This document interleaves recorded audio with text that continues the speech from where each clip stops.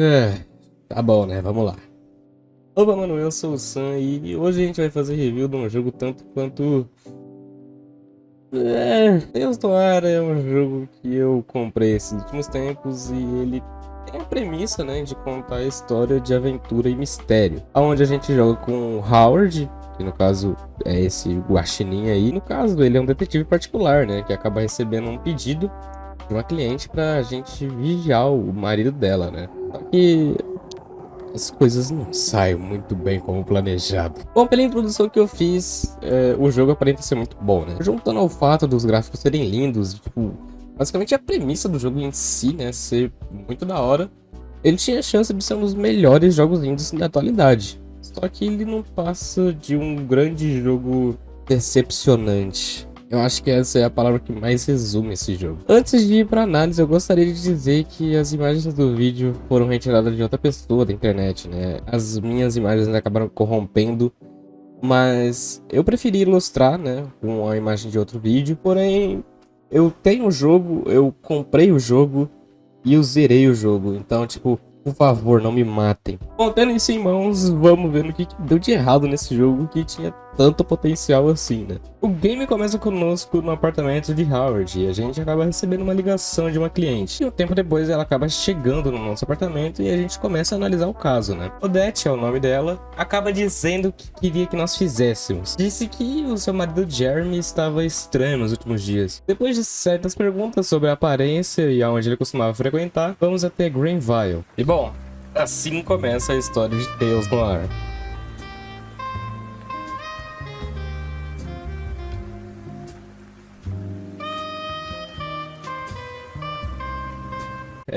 Essa primeira parte do jogo consiste em, obviamente, tentar achar o Jeremy, né? Logo após algumas interações com alguns NPCs, nós descobrimos que ele provavelmente está na boate The Bite, uma balada muito famosa onde geralmente só as pessoas de certas classes podem entrar nela. No caminho, nós acabamos nos esbarrando com o Johnny, que é simplesmente um traficante de droga. E ele tá traficando uma droga que vem se popularizando muito, que é a rabo de macaco. Ou cauda de macaco. Eu simplesmente não lembro. Faz um tempinho que eu não jogo e eu tô com preguiça de. E eu sei, esse é um nome muito ridículo pra uma droga. Pelo amor de Deus. Enfim, no final das contas, o Johnny acaba nos ajudando a entrar lá. Bom, certo. Estamos agora na T-Byte. Agora a gente vai basicamente interagir com algumas pessoas por aqui. Uma com grande destaque que é a Rini. Depois de algumas interações, nos deparamos com nada mais, nada menos que Clarissa, simplesmente a dona da T-Byte, que acaba suspeitando da gente de alguma forma e simplesmente nos expulsa da balada. Tá bom, né? A mulher é muito boa e acabou descobrindo que a gente tava lá pra investigar um caso. Tá, agora que a gente tá pra fora, como que a gente vai voltar pra lá, velho? A gente tem que achar outro meio pra entrar lá, né? E a tentativa mais plausível que eu acho que a gente tem é subir pelo teto. Sim, a mais plausível que tínhamos era fazer isso. Algo que eu descobri é que tem como você ir pelo teto e tem como você ir por baixo também. Mas, tipo, também não muda muita coisa. É só um ponto a se destacar também. Então, a gente consegue entrar de novo na balada, só que dessa vez pelo teto. E depois de fazer esse parkour muito louco, a gente tem que entrar sorrateiramente, né? Fazer um bagulho de stealth. E a gente entra no quarto onde o Jeremy devia estar. Mas ele não tá aqui. Então a gente pega uma passagem pelos esses dutos e passamos pela cozinha. E vamos até um local estranho e...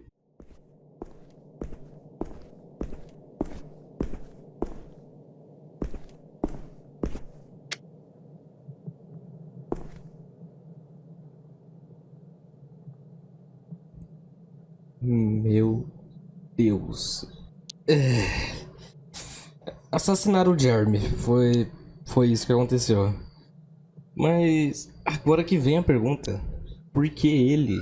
O que que ele fez? Tipo, é, bom, enquanto a gente tava com um monte de dúvidas, a gente acaba escutando passos e a gente tem que se esconder, né?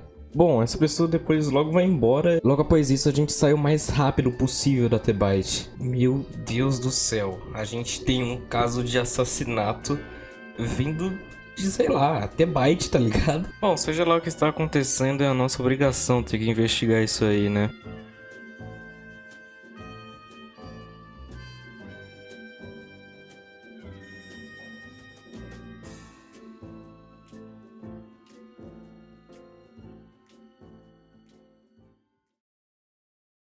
Ainda meio baqueado, Howard acaba bebendo um pouco pra esquecer disso tudo. Ele ainda tá confuso se conta pra Odette sobre o que aconteceu com seu marido ou se conta pra polícia mesmo. Sugestão que ele logo descarta, né? Porque ele invade uma propriedade. Em meio a isso tudo, ele acaba sendo nocauteado por um grupo de marginalzinho aí, sabe? E, bom, ele desmaia, mas antes de apagar, ele vê o rosto da Renee, velho. Pessoa que eu falei que ia ter um destaque agora, né? Enfim, acordamos e, querendo ou não, agora a gente vai ter que ser parceiro de equipe dela. Renee nos conta que tem um caminhão que provavelmente contrabandeia essa carne. Caminhão esse que ficava no beco, atrás da T-Bite. E que esse caminhão, na verdade, era falso e era usado como fachada só para poder rolar esse contrabando. Elas nos diz que a entrega é em Gaston. Então, chegando lá, acabamos conversando com alguém aqui ou ali e eles acabam fazendo a entrega no ponto. No caso, uma loja de bebidas. E a gente vai até lá para confrontar, né? Conversando com o Lois, que é esse cara aí, e o pressionando, ele nos deixa ver o que tem nesses caixotes. E sim, era aquela mesma carne que vimos na T-Bite. Voltamos até ele e perguntamos sobre tudo isso aí.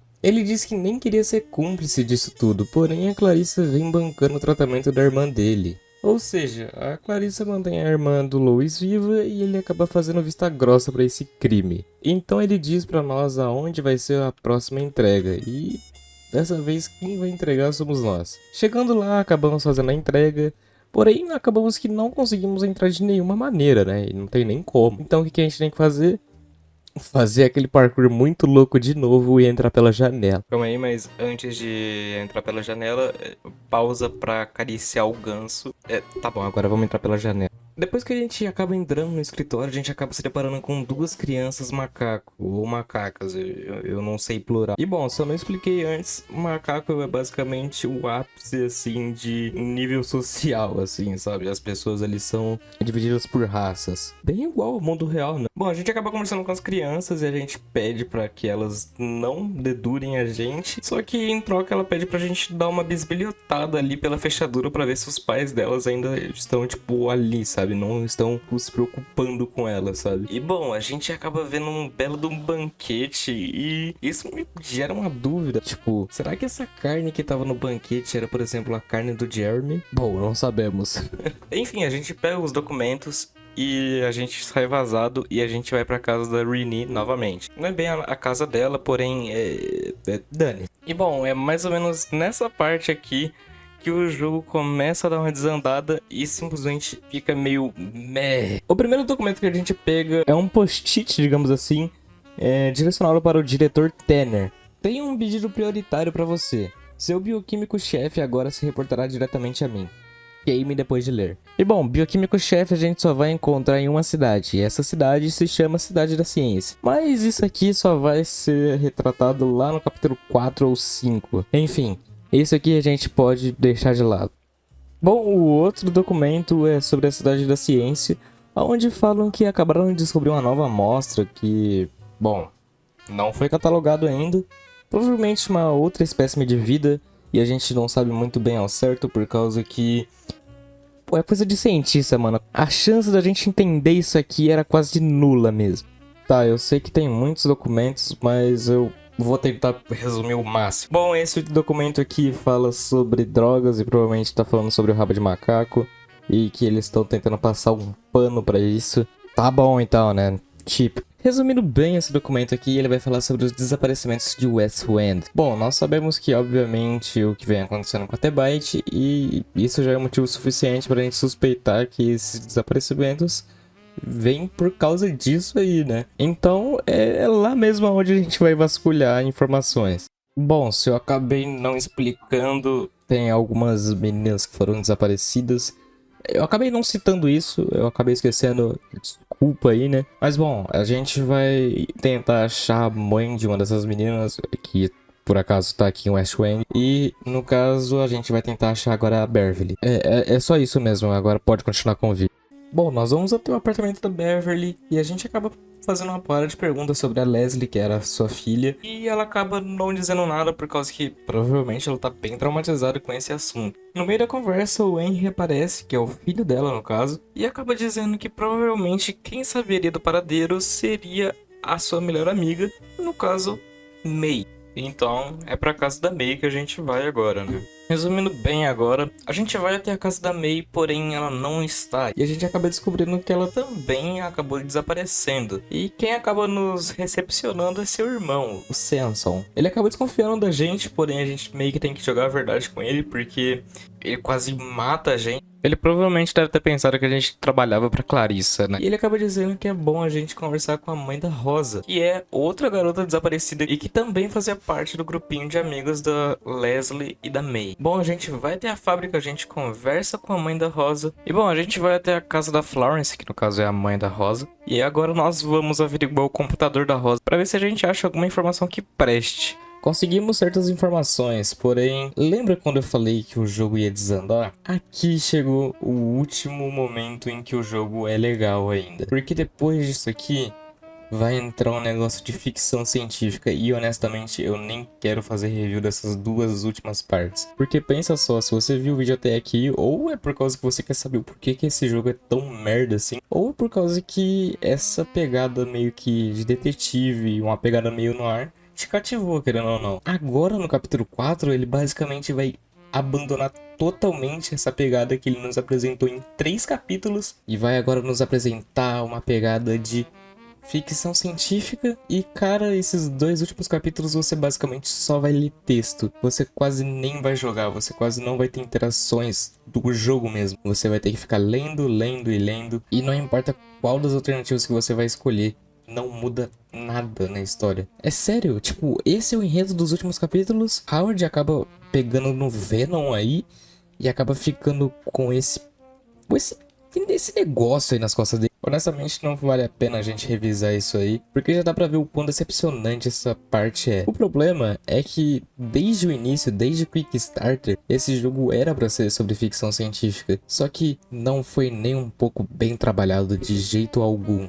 Só um ponto a se lembrar, muitas das coisas que apareceram no Kickstarter não foram pro jogo final. Tipo, não foram pouquíssimas coisas, foram muitas coisas. Pelo amor de Deus, você querer mudar os temas de uma maneira tão brusca assim, simplesmente não funciona. Porém, tem uma salvação ainda, se você gostou. Me falaram que Tales Noir Prelude é um jogo muito bom e que dessa vez os desenvolvedores não rusharam no final e conseguiram contar uma história muito boa. Bom, eu não sei, eu não joguei. Se esse vídeo for bem, talvez eu compre, né, pra eu fazer review.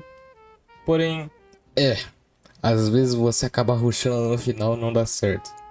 Tales Noir é o maior exemplo disso. Um jogo que tinha um potencial incrível e foi jogado no lixo por causa que quiseram rushar pra caramba no final dele. Bom, nos vemos no próximo vídeo e até mais. Resumindo, o Backbone não tem uma história decente, afinal ele cria muito e não responde quase nada. Backbone não é um jogo de detetive, afinal ele promete muita mecânica e não realiza quase nada. Backbone não utiliza bem os itens que ele oferece, afinal parece que os criadores só foram adicionando coisa atrás de coisa sem pensar se seria usado ou não usado. Eu realmente não sei como toda essa promessa de quase meia década, já que o próprio criador do jogo disse que ficou 5 anos repassando esse roteiro, conseguiu se tornar uma experiência tão medíocre e rasa. Cara, é por isso que Backbone traz uma amargura, até pior do que os jogos piores do que ele. Porque ele prometeu muito, ele criou muito hype e expectativa, e ele conseguiu quebrar a cara no final das contas.